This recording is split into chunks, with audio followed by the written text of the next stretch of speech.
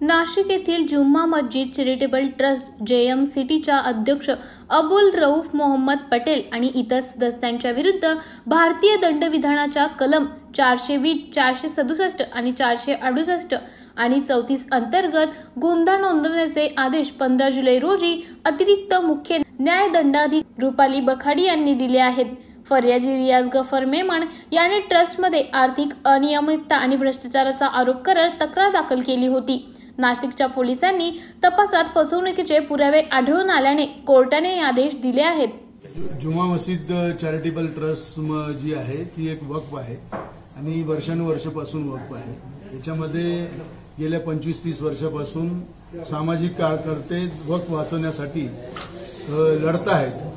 ही वक्फ मुस्लिम समाजाच्या गरीब गुरबा, अनाथ आणि विधवा महिला ज्या असतात आणि जे मुफलीस लोक असतात त्यांच्या भल्यासाठी आणि समाजाच्या भल्यासाठी ही वक्फची व्यवस्था असते। परंतु ज्या वेळेला यांनी बेकायदेशीररित्या वक्फ जुम्मा मस्जिद चॅरिटेबल वक्फ येवलेकर मळ्याची प्रॉपर्टी विकली, 27 एकर 27 गुंठे, त्याच्या माध्यमातून मिळालेले जे कोट्यावधी रुपये जे होते ते हायकोर्टाच्या आदेशाने नॅशनलाइज बँकमध्ये ठेवण्यात आले होते आणि ह्या नॅशनलाइज बँकेमध्ये ठेवलेल्या रकमेचं यांनी बेदरकारपणे गेल्या 15-20 वर्षामध्ये व्यवस्था लावलेली आहे। त्याच्यामध्ये अवाढव्य किमतीमध्ये स्वस्त जमिनी खरेदी करून ते संस्थेच्या माथी मारलेले आणि त्याच्यामध्ये मोठ्या प्रमाणात पैसे मोजलेले आहेत। त्यानंतर लोकांचे ह्या पैशाच्या संस्थेच्या माध्यमातून संस्थेच्या कर्मचाऱ्यांचे पैसे बँकामध्ये ठेवून नोटबंदीच्या काळात ते सर्व आपल्या मित्रांचे, आपल्या उद्योगपती मित्रांचे, दोस्तांचे, व्यावसायिकांचे पैसे ब्लॅक मनी व्हाईट करून घेतलेले आहेत। आणि मेन म्हणजे याच्यामधले जे अध्यक्ष आहे या संस्थेचे अब्दुल रऊफ मोहम्मद पटेल आणि इसामुद्दीन खतीब हे यांनी आणि त्यांचे साबिर खतीब यांचं तर सभासदत्व धर्मदाय आयुक्तांनी रद्द केलेलं आहे। ते धर्मदाय आयुक्तांनी सभासदत्व रद्द केल्यानंतर सुद्धा यांनी बेकायदेशीरपणावर रऊफ पटेल यांना अध्यक्ष बनवलं आणि त्यांच्या माध्यमातून हे सर्व बेकायदेशीर भ्रष्टाचार, आर्थिक व्यवहार घडून आणले। आजच्या तारखेमध्ये ही संस्था मोठ्या प्रमाणात भ्रष्टाचाराला बळी पडलेली आहे। याच्या प्रॉपर्टीच्या जे आहेत आर्थिक मोठ्या प्रमाणात भ्रष्टाचार झालेला आहे आणि या सर्व गोष्टीची कल्पना अगोदर धर्मदाय आयुक्तांना पुराव्यासह सादर करण्यात आली, त्यांनीही कोणती कारवाई केली नाही।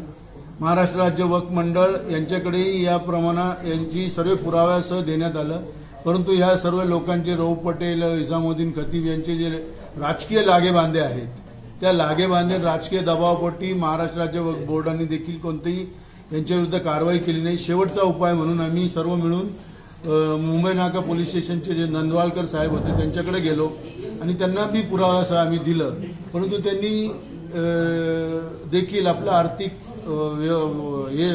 आर्थिक म्हणणं साध्य करून घेतलं आणि त्यांनी काय कारवाई केली। शेवटी आम्हाला नाईलाजास्तव कोर्टाचे दरवाजे ठोठावण्याशिवाय दुसरा उपाय उरला नाही। गेल्या 2019 पासून रियाज गफ्फार मेमन आणि फयाज अली सर हे याच्यामध्ये वर्क करतायत आणि त्यांच्या प्रयत्नांना शेवटी यश आलं आणि 15/7/2024 अतिरिक्त मुख्य न्यायदंडाधिकारी मॅडम रुपाली नरवाडिया मॅडम यांनी एक आदेश दिला आणि याच्यामध्ये सर्व जे विश्वस्त आहे त्यांच्या विरुद्ध भारतीय दंडविधान कलम 420, 467, 468, 34 प्रमाणे संगनमत याच्याप्रमाणे यांच्या विरुद्ध गुन्हा दाखल करण्याचे आदेश झालेले आहेत आणि म्हणून ही प्रेस कॉन्फरन्स घेण्यात आलेली होती।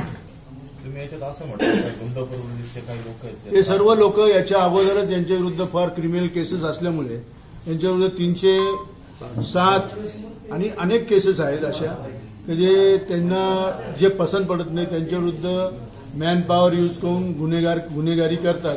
त्यांच्या विरुद्ध पण 8-10 केसेस प्रलंबित आहे। एक तर यांची रियाज गफ्फार मेमनची 307ची मॅटर आहे आणि सरफराज पठाण जे तुमच्या कम्युनिटीपैकी आहे त्याची पण 307ची मॅटर आहे। त्याला तर बिचारायला तो पण ऍडमिट होता। या सर्व गोष्टी आहेत, परंतु जेव्हा आम्ही सत्याच्या बाजूने उभं राहायचं ठरवलं तर आता आम्ही ह्या गोष्टीला काही घाबरत नाही. कोणतेही मॅन पॉवर आणि कोणती गुन्हेगारी गुंडगारी यांना आपण काही घाबरत नाही. मुंबई नाका पोलीस